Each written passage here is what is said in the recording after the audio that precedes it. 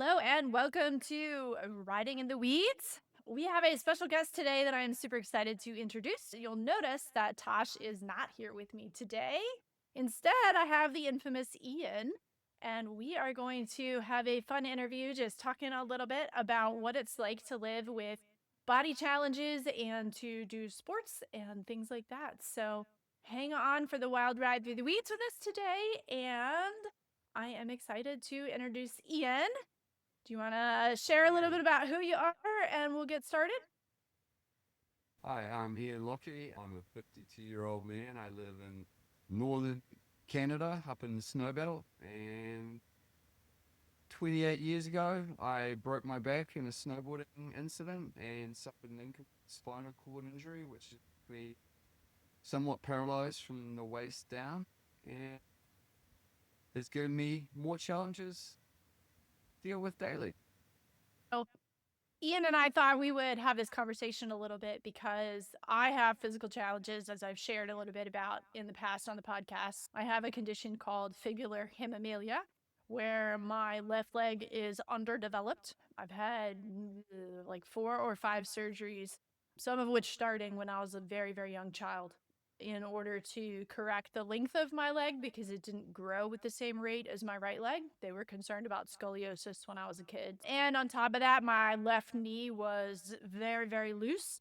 I was the person in the doctor's office that whenever they would examine me, especially with a new doctor, they'd call everybody in because everybody wanted to see the fact that my knee moved. So I had surgery. I jokingly call it an installation. I had an ACL PCL installation in my knee back in '09. That changed things for me because I was pretty worried about blowing my knee out because there was just so much there holding it together prior to that. So yeah, Ian and I thought we would share a little bit about what it's like to live with body challenges because it ends up putting you in the weeds an awful lot pretty easily. And you have to develop some additional skills because you don't get to just get away from it. It's always there and it can really drag you down sometimes, at least for me. I don't know about you, but it can be real bad dealing with the mental sort of consequences of just not being normal anymore. In this day and age, what is normal?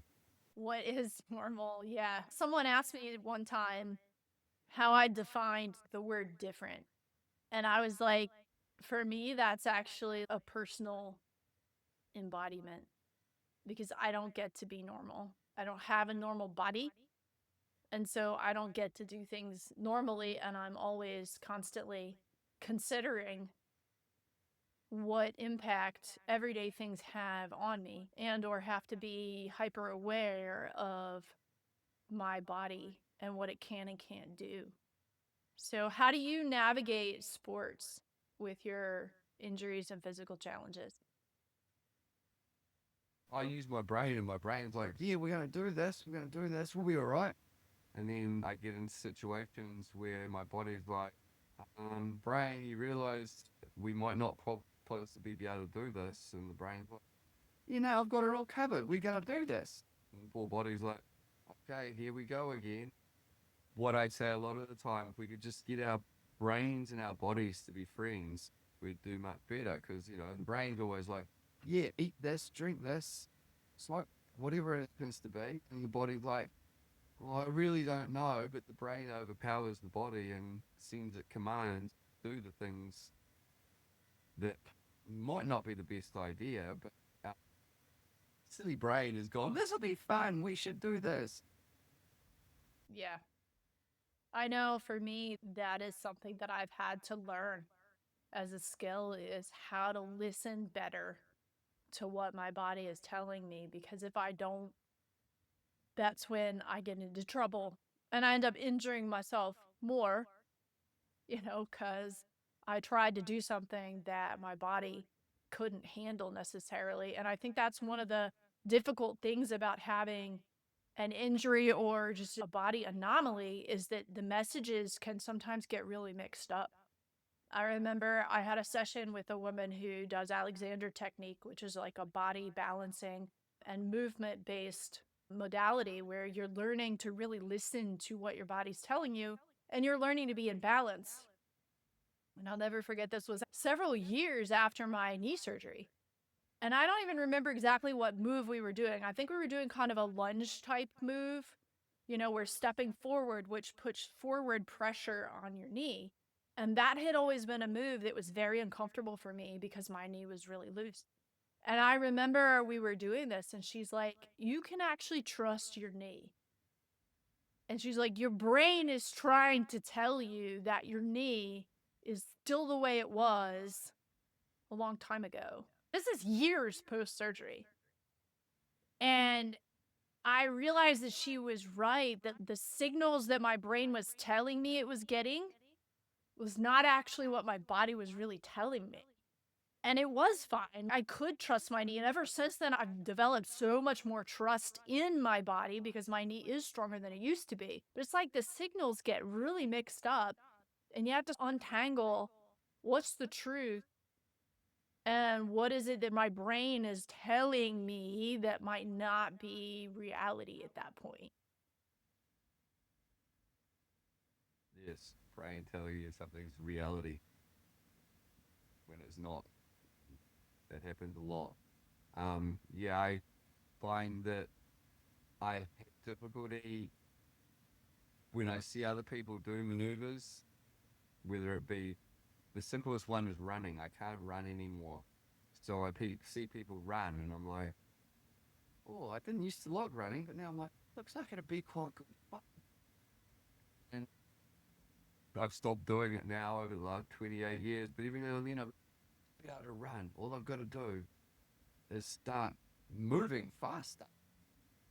And I would start. And we found out that sprint starting is a really good strength and power exercise. So we would go to the park and we would get down like we were in the starting blocks and 3, 2, 1, go. And you only have to take like 3 or 4 strides. It's just explosive. It really gets body and the brain, the release of all the hormones and stuff when you explode. It really gets it going on. So we'd go and try this, and I'd get down in the block, and I'd go bang. My quads are so strong. I'd jump out of the gate, and go to run, and my left leg wouldn't catch up with the right leg. So I'd take one step real fast, come out of the gate. Second step, start to fall. And by the time I got to my third step, my legs couldn't keep up with the rest of my body, and I would roll along on the ground, which didn't bother me too much. I'd get up and I'd do that 3 or 4 times. That was good strength. Then I'd look around, and the people in the park would be looking at me like, dude, I think you had a few too many cerveza before you got to the park today, man. No beers before you train. Yeah. Yeah, I don't run either. My left leg and my right leg are not the same strength wise because of the underdevelopment of the muscle structure in my left leg. And of course, on top of that, you add in so many surgical procedures, which have taken me off that leg for really long periods of time. Like, I think most of my third grade year, that was the year I had all my big surgeries. Most of my third grade year was spent on crutches, so not on my left leg. And then in 2009, when I had the knee surgery, I was locked straight in a knee brace and non weight bearing for 6 weeks before I was allowed to start putting weight on it. And it is incredible how fast muscles atrophy like that when you don't use them. And so I've never been physically balanced, like muscularly left to right. And so I run kind of like a lame duck. I can start, and then very quickly that left leg just fatigues because there's just no reserve there. I use everything it has, and then I'm done. So we just recently started going to the gym. When we were going through the gym in the introduction originally, the guy was like, "Are you familiar with weight machines?" So I'm like, "All the leg ones? Yes." Because I've had like years of physical therapy on all of them at this point. So when I do leg machines, I only do the left leg because I don't want to add any more to my right leg. And I don't want to create a situation where I'm compensating, because for me, it is very, very hard to tell when I'm using my legs equally versus when I'm overusing my right leg. That's just a mental thing that happens almost outside of my control. So on the bike, I notice it a lot. When I start to fatigue, I start to wobble because the right side is stronger than the left, so I end up heavy on that side. And it takes a lot of mental effort to keep telling my left leg to keep pushing. So I'm focusing on the left leg at the gym because I don't want to keep adding to the right any more than I already have in order to try and balance things back out again. But I think that's like a forever thing for me that I will always have to add extra focus in. And it takes energy. That kind of stuff does take extra awareness on my part whenever I'm doing anything physical, whether that's riding or at the gym or whatever. I have to be very present with that. Because if I'm not, that's when I get into trouble. And I don't want to blow out my right knee. That would be really bad by overusing it. And that's a real possibility for me at this point. So the more conscious I am of everything, hopefully we don't have that happen. You're saying that you use one side more, well, your left leg needs help to get more developed, right, the right leg. So when I was training for the Paralympics, that was one of the things we went through. And I've noticed that before when you're riding your bicycle, humans are, well, natural and goofy, like the surfing and skateboarding, left foot forward or right foot forward. We all have a natural stance and we all dominate with one side, whether we're left-handed or right-handed. Yes. Not the left or right hand that we dominate with, but when we were riding bikes, it's one of the things it showed to us. They had the watt machine, a wattage output, and it had a screen, and it showed which leg you were using. And I was watching it, and my right leg was doing 75 to 80% of the work, and I was like, oh, okay, I'll try and even it out. And then I'd said something to the able-bodied athletes that were with us, and oh yeah, my right leg goes way faster than my left leg. And then we did some research, and the scientists have found that when you're riding your bike, most of the time you're only using one leg. And if you can get the brain to use both legs, you'll ride much faster. And another piece of study I did was on the whole how difficult it is to run faster. Because when humans start running and riding our bikes and doing most anything, we start going and we're full of beans, and then after a few minutes, body goes survival mode. I don't know how long I'm going to have to do this for. I've got to conserve energy. I've got to do this the way I could do this some time until I get away from whatever's chasing me, whether it's a lion, just the pack in the race, whatever it happens to be. I've got to get away from it.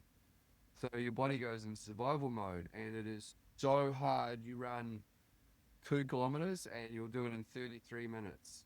For example, it's pretty slow, but take you 33 minutes to run. You'll have to try so hard to make it so you can do that same distance in 32.5 minutes. And you'll do it in 32.5 minutes and be like, yeah, that was quite easy. And you'll go out the next day and it'll be 33 minutes again. You're right that most people, well, all people really, I'll go out on a limb and say all people have a dominant and non-dominant leg. And if you aren't super present with that, then you will be overusing one side and underusing one side. And that can be, I don't want to say detrimental, but that can have a big impact on the results in whatever your chosen sport is. Particularly biking, with horse riding, it's the same thing, because what'll happen is the brain will be aware of one side more than the other, even though you don't think it's happening that way. And when you're not aware and present with what's going on in a whole part of your body, especially on a horse where you've got both legs in contact with the horse on either side, that can leave a pretty big blind spot. And the challenge with the horses is they are their own being. So they are having their own movements and their own one-sided challenges. And if you're not careful, you'll end up sort of building a compensation pattern off of each other. And it can end up leading to injury for one or both of you if you aren't conscious with it. And I think that's the one thing that injuries and body challenges give you is more of an awareness than the average person has. I have a friend, she's missing the lower part of her arm, and she has her elbow and a little bit of an arm, but she doesn't have a hand. And so she's one-handed. And she and I have talked a lot about what ends up happening in your body when you just don't have full use of something like that. And we both agree that you just end up with a lot more awareness than the average person. But the reality is, if the average person could find that awareness, it's available to everybody. And if they could find that awareness, it would improve their skills in whatever they want to do, even comfort in daily life, that much more than not being aware, not being fully aware of what's going on in your body. Yeah, but if you become aware, sometimes you get to a point where you won't do things because you're like, oh, that doesn't work for me. Well, the classic one I learned when I was training was one day we had a trainer with us and we were being told how to do an exercise. And he's like, and do this exercise. And I looked at one of the trainers, I can't do that. And this guy came over to me. He was one of the Red Bull athletes because he came over and he said, I've seen you ride your bike. I've seen you ride your snowboard. You've got to stop with this I can't BS and be like, so how can I do it? You just have to work out how you can adapt. And so when I started on my snowboard career in that para class or adaptive class, they had Paralympic skiing, and it was for the obviously for the physically disabled, and we wanted to be like that, but we didn't want to adjust our equipment. We wanted to just adapt, so we called it adaptive snowboarding. So the whole world has taken that on. It's adaptive sports now. How can you adapt to do the sports to the best of your means, and in a lot of cases do it like there is no disability and do it better than most average humans. Yeah. And I think when you have a physical challenge, it's super easy to get stuck in the weeds if I can't do that. And I know I've bumped up against that. It's just like me not thinking my left knee would hold me. And so I just never tried to do things. I know when I started doing yoga, in yoga class, generally, they guide you through a series of movements and you'll do everything on both sides. And as an adult, I started yoga probably over 10 years ago. And at that point, I was in my 30s. And so here I am as an adult, and I have never been able to just balance on my left foot in my life, right? And yoga class, of course, there's also no judgment, which is pretty cool, right? They're like, do everything you can do. But yet the goal is you do it on the right, you do it on the left. And so I would try. And it was something that I had never put a lot of effort into. And I suddenly found, oh, hey, I can do that. Here I am, a freaking adult in my 30s, and I've never been able to do this. I never knew I could do this. And yet I am doing this. And now that I'm going back to the gym, I'm finding that I can do it again. And now that I'm gaining more strength in my left leg, it was like, oh, well, a lot of it was just a lack of strength. It wasn't anything else. It was my brain, quote, protecting my leg when I didn't need to. All I needed to do was add more muscle and it functions fine. So now, every now and then, I do something random that to anyone else would not look like much. Like, I'll put my shoe on standing on my left foot, and it doesn't look like anything to a normal person. But to me, that's a really big deal because that's something that I hadn't been able to do in the past. And it can be very frustrating when our brains protect us from ourselves because a lot of times they overprotect us. But that's what I love about having coaches, because when you've got a coach who's like, no, I saw you doing that over there and this over here, and they relate to what you're trying to do here, and you can do it, you're fine. And sometimes we just need that shove to somebody to tell us, like, no, just do it and you'll figure it out. And I know my riding trainer has been amazing for that over my life. Some of the yoga teachers I've had have been incredible for helping me figure out how to adapt and how to continue to push my body to get it to do things normally. And it just made such a big difference for keeping me out of the weeds when I've got somebody there who understands my challenges, but is like, no, you're not going to use that as a crutch. You're not going to just roll around in the weeds helpless, because you're not. Yes, and I was just thinking about that. Yes, and sometimes my ego comes into play as well. So, you know, you couldn't possibly do that. oh, I think I really want to, or I need to, or whatever it happens to be, gets me doing things that should somewhat be not possible for me to do. Like snowboarding, I can still snowboard better than most people out there. I can still snowboard at a very, very high level. Um, but then I'll watch a video and I'll watch someone doing some of the newest tricks, and one of the newest tricks is a 2160 or is a 2140, which is, yeah, I'm good at maths, good at algebra, and good at all those things, but that's a lot of 360s. Yeah, I don't. So my ego says that you can't do that. And that could Yeah. be self-preservation. For these things people are doing look a little bit far-fetched these days. Yeah. I mean, that is the reality of it, is that our brain wants to keep us safe. But sometimes for people like us who have physical challenges, that can mean we stay stuck in the weeds because we don't try as much as we could. But at the same time, that can end up being a challenge for any regular able bodied person, too. Especially when you see something that's way far from where you already are.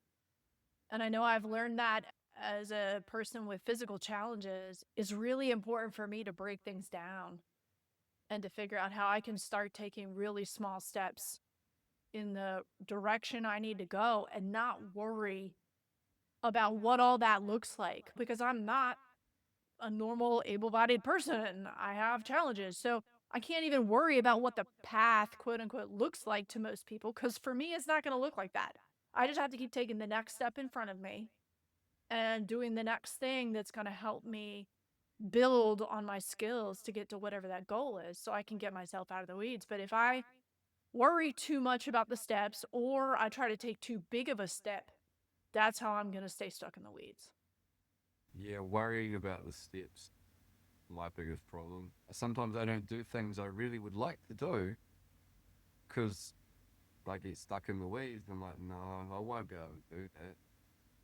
But I gotta come back to no, how can I do that? Or make the decision that it's not something that I want to do.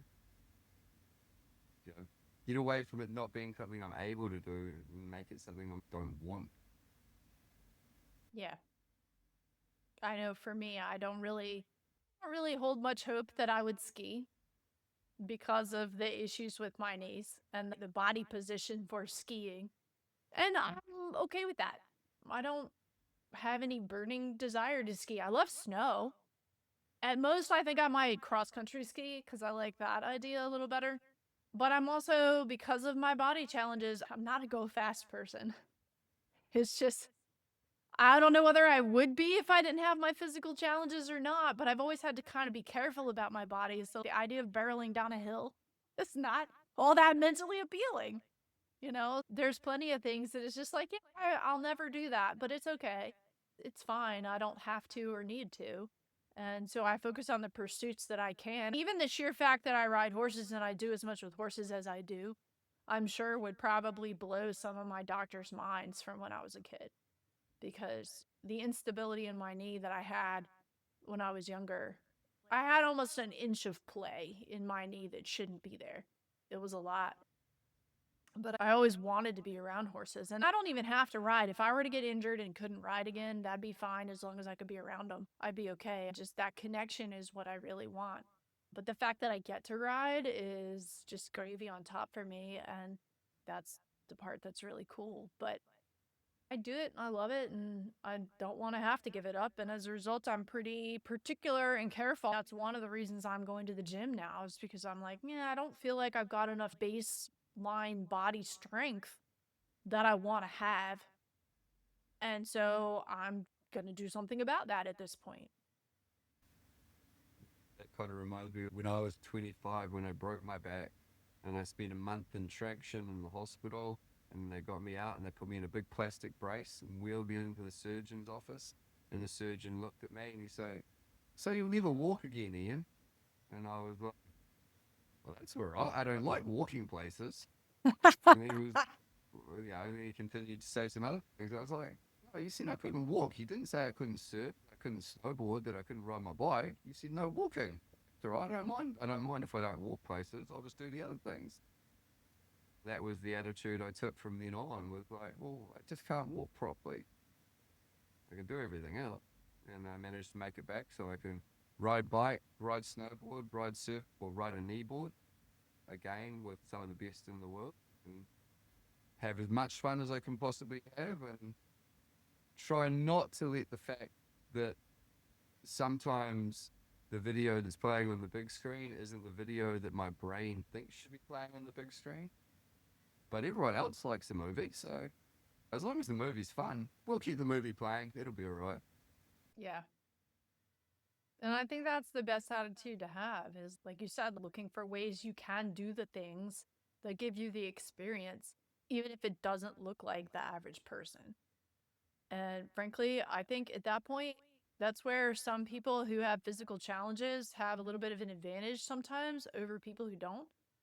Because I think when you're always used to adapting your body and the situation to get what you need, when you're used to that, it just becomes part of the norm. Oh, well, there's this thing I want to do. How can I figure out how to do this? Whereas when you've always had full function of your body, you don't think about me asking those questions.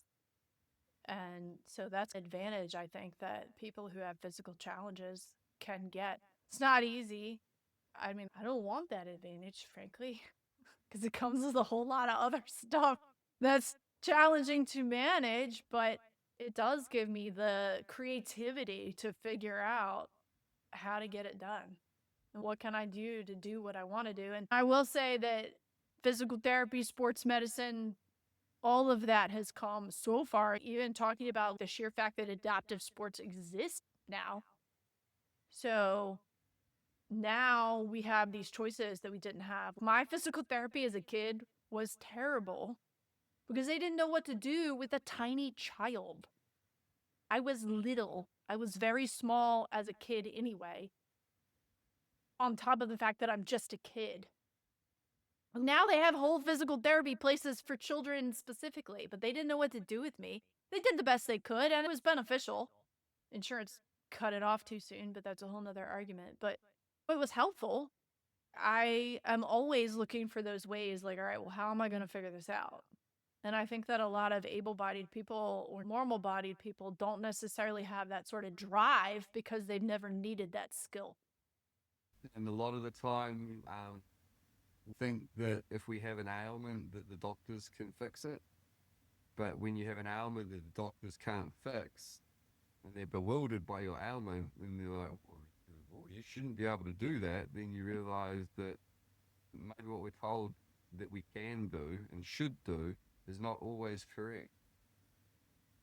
And Yeah. people put a lot of trust and a lot of faith in the doctors, but they're just human and they're just trying these things.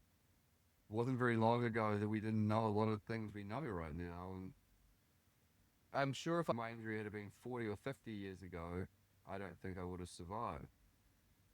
Because Yeah. medical breakthroughs have come that much stronger. Yeah, you're absolutely right. And I think I'm in the same boat that if I had been born with my condition 20 years prior, I would probably not have the quality of life that I have right now because of the medicine that I've had access to over my life. And I'm very grateful for that.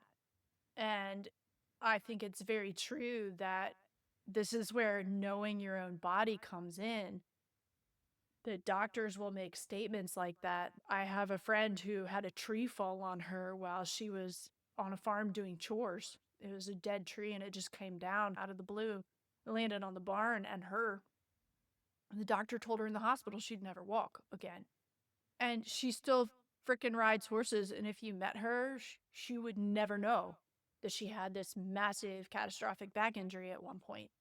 And I think that many times we need to be careful, the people we listen to, and make sure that we're listening to our own internal body and learning our internal body first, and then listening to other people. Because it's really easy for doctors to make statements like that and just to go, well, oh, guess I'm never going to do anything again. You know, when the doctor told you you couldn't walk, you could have very easily just applied that to everything else and been like, well, I guess I'm just going to be sitting in a chair for the rest of my life until I die, however long that takes. And And they're what would your taking quality of roles. life have been at that point? They're And really I feel big like it's roles. important for doctors to be careful when they say things like that, but many of them do. And they'll be quick to tell you the limits that you should have for yourself. But if you listen to them, you could end up just sitting around doing nothing and having a terrible quality of life when, in fact, your body is capable of doing much more. It may not look normal, but it's capable of doing a whole heck of a lot more. Yeah. Don't want to be normal. Yeah. Yeah. As much as I sometimes wish that I could have some of the normal experiences, I am grateful for the lessons I've learned and some of the challenges I've had because it's given me a lot more awareness and skills than I think I would have if I didn't have these challenges. And some days I can say that easier than others. Yes, the places I've been, the things I've done since I had my injury might never have happened, but I went to the Paralympics. I raced at the X Games in 2011 and did some amazing things that probably would never have happened if I hadn't have taken the road that I took. There's some things that I'd really like to be able to do, but I make up for it by doing other things that some other people can't do. Just try to get by. Yep. Yeah. And I think it's just a perpetual experience of getting bogged down in the weeds and trying to figure out how to get out of them. I don't think that's any different than any other person's experience. It's just that ours tends to deal with body issues probably more frequently than other people. But neither one of us would probably be sitting here talking to each other if it wasn't for that. So you never know how things are going to impact other stuff down the road when you're in the middle of an experience. You just have to go forward. And as they Yep. keep saying, the past has happened. You can't change the past, so you just got to keep going forward and make the best of it. Do what you can. Get ahead. Yep. You do what you can to have fun. If you're not having fun, you're doing it wrong. Right. Yep, that is definitely true. Well, this has been awesome. I appreciate you hopping on and just chatting a little bit about some of this stuff. So, is there anything else you want to add or wrap up with? Um, no, I think I'm good. To just go out, keep trying. That's what I have to do. I have to make some commitments and keep trying to the end. Lots of give it a whirl, not get where I want to go and give up. Get back in there and try just that little bit harder to the end and get what I want done. Get bigger, get stronger, go faster. Awesome. Yeah, I think that really does sum it up. So, cool. This has been so much fun. I hope our listeners have enjoyed this conversation from a little bit of a different perspective when you have to deal with bodies that don't function quite like the average person. So, it definitely teaches you a few things about getting out of the weeds when they crop up. So, thank you so much, everyone, for joining us today. This has been Riding in the Weeds, and I am Ginny Brandon. I'm an animal communicator and energy healer for animals and their people, too. And if you would like to explore your relationship with your pet on a little bit different level, you can reach out to me. I am on the web at soulpetconnections.com and on Substack, Instagram, Facebook, and YouTube under the same handle. And you can find the show ridingintheweeds.com as well as on Substack and all major podcast platforms. If you have any questions for Ian or for myself about these kinds of things, we would love to hear from you. You can reach out to us through Substack or leave us a comment on any of the other episodes, and we would be happy to answer questions. So we hope you guys have a great day, and we look forward to seeing you again. For everyone.